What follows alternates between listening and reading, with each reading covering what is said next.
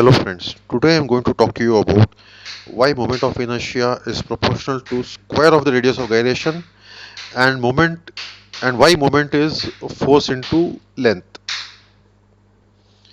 So this is the expression I is equal to ml square where I is the moment of inertia, m is the mass and l is the radius of gyration in a setup like what you can see in this image. So let me first give you an introduction.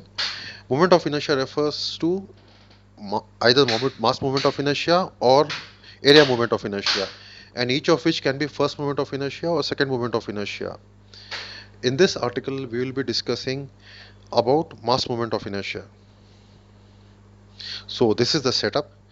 There is a rigid rod carrying a point mass m at the end, and at the other end it is hinged, so it is allowed to rotate. So the length of the rigid rod is L, and at a distance of L1 from the hinge we apply a force F on it. So let us see now uh, how the free body diagram looks. So this is the free body diagram. So the inertia force acts in the opposite direction of the motion. The force acts in the same direction as motion, and there is a reaction from the hinge which acts in the same direction as the which acts in the opposite direction as the motion. F is the applied force and R is the reaction force. So now let us have a look at the derivation.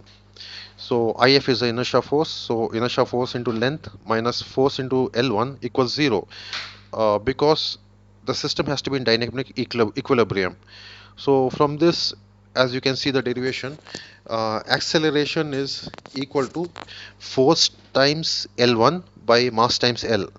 So now acceleration is equal to length times uh, mm, angular acceleration. So A is linear acceleration and alpha is the angular acceleration. So length into the angular acceleration equals FL1 by ml. So alpha, the angular acceleration, equals FL1 by ml square. Now this is the expression we have got. Now can we simplify this expression? Now we will take the numerator as one variable and we'll take the denominator as one variable. So FL1, force into length 1, we take that as the moment, and m into L square, mass into the square of the radius of gyration, we take as I, the moment of mass moment of inertia. So as you can see, alpha, the angular acceleration, is the ratio of the applied moment to the moment of inertia. So as m increases, the alpha increases. As I increases, the alpha decreases. So m is what is causing the motion, that is the moment applied is what is causing the motion, and I, the moment of inertia, that is what is resisting the motion. So if there are multiple masses, you have to add up all the masses, all the uh, moment of inertia of the masses, m1 l1 square plus m1 l2 square, so on, as you can see in this diagram here. For continuous systems, moment of inertia equals integral L squared dm. So you have to integrate this throughout the body to get the moment of inertia. So observations: the moment of inertia depends upon mass of the revolving body and radius of rotation, also called radius of gyration. So summary: moment of inertia is the resistance of the body to angular motion.